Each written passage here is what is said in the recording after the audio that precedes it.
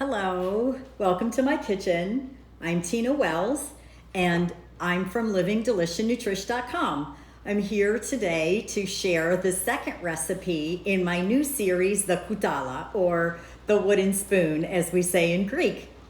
This is a really simple chicken dish. Again, all of these are very easy. Chicken, boneless, skinless. You can use other chicken cuts if you like, but I thought I would take something kind of ordinary and show you some ways to kind of dress it up and make it delicious and flavorful. So today's recipe is chicken with some cherry tomatoes or small grape tomatoes, peppers, red onion, and a little garlic, of course. It all gets tossed together with a marinade of balsamic and olive oil and some Mediterranean spices. It goes in the oven for 20 minutes and it is delish and nutrish, of course. So let's start with the chicken. I have some boneless, skinless chicken breast here. And these are from Butcher Box. It's my favorite chicken. It's delicious. It's pasture raised, very high quality, ethically raised, and this is what it looks like out of the package. It's absolutely perfect.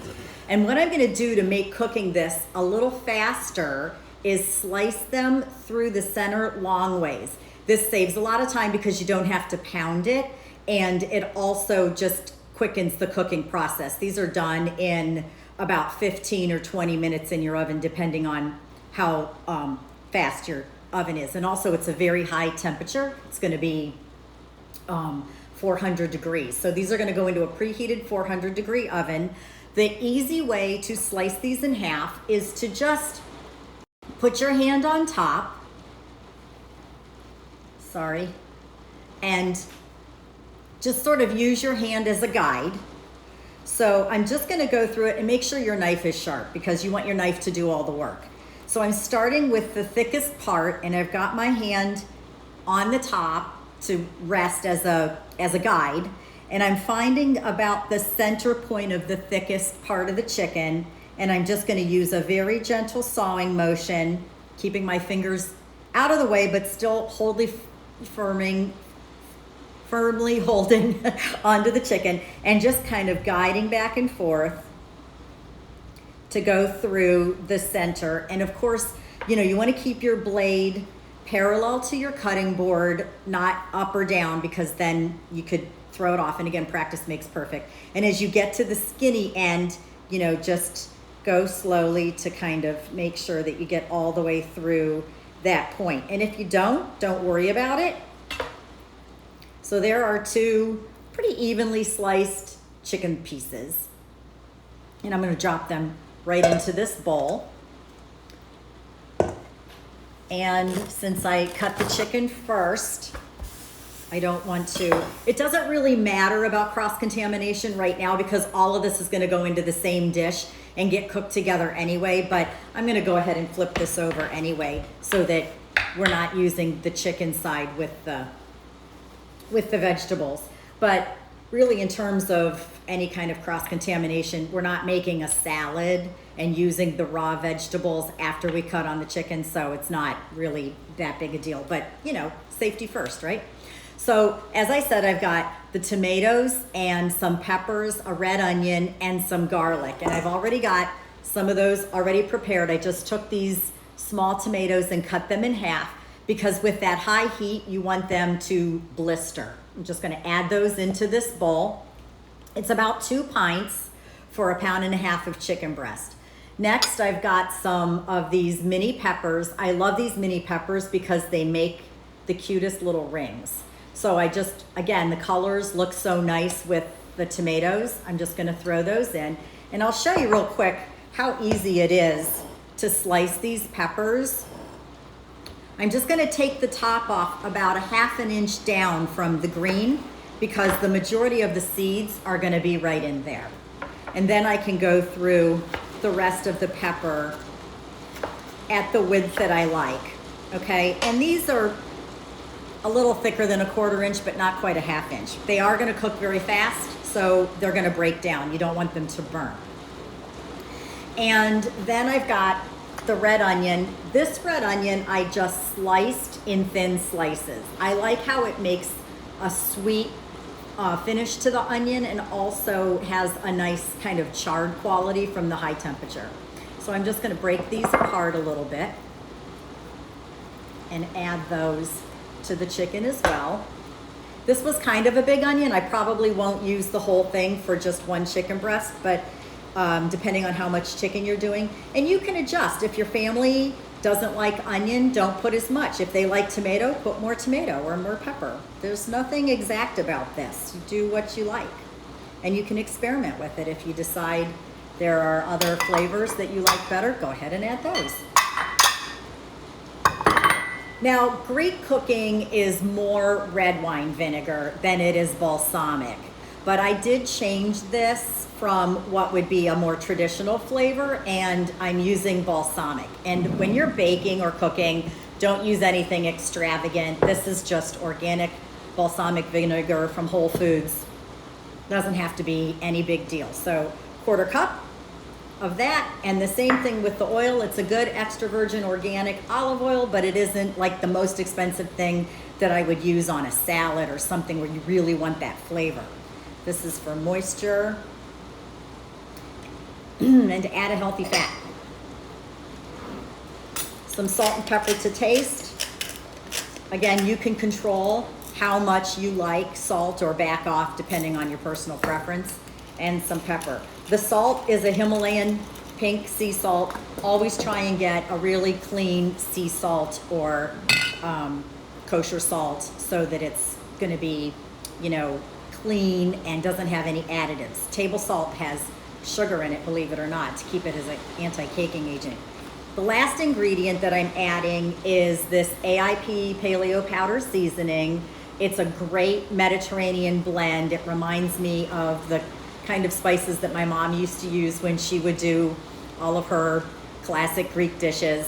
So you can use any spicing that you like. Herb blend if you have an Italian herb blend, or if you have a Greek seasoning that you already like, or just mix oregano, some dill, parsley, and just add them in one at a time. Since this is already blended, I'm going to do 2 tablespoons. Now you get to get your hands in it.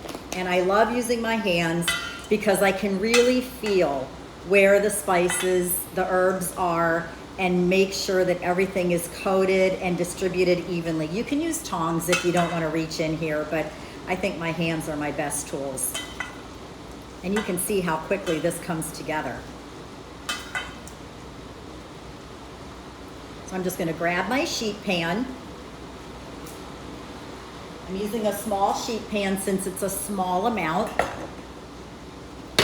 And I've lined it with some parchment paper, so you can see that. Just gonna lay the chicken right onto this sheet pan. And then I'm going to just surround it with these vegetables. You can do this in a baking dish. I like using a sheet pan because I like the shallow sides and I like everything spread out so that the heat distributes more evenly and more consistently. And the juices have a place to go. If you do this in a more confined casserole dish or something with high sides, just pouring the rest of that on there, then the juices have a place to collect and the chicken ends up kind of steaming or almost boiling rather than roasting. This is a quick roast, and you don't want to take away from the vegetables getting that nice blistered finish. So I'm just going to step off a second and rinse my hands, and then we're going to put this in the oven and I'll show you what it looks like finished.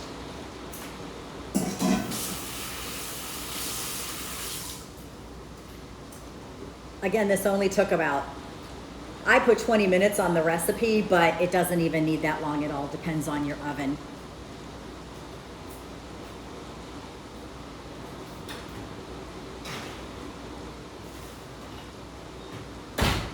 So here's how it looks finished.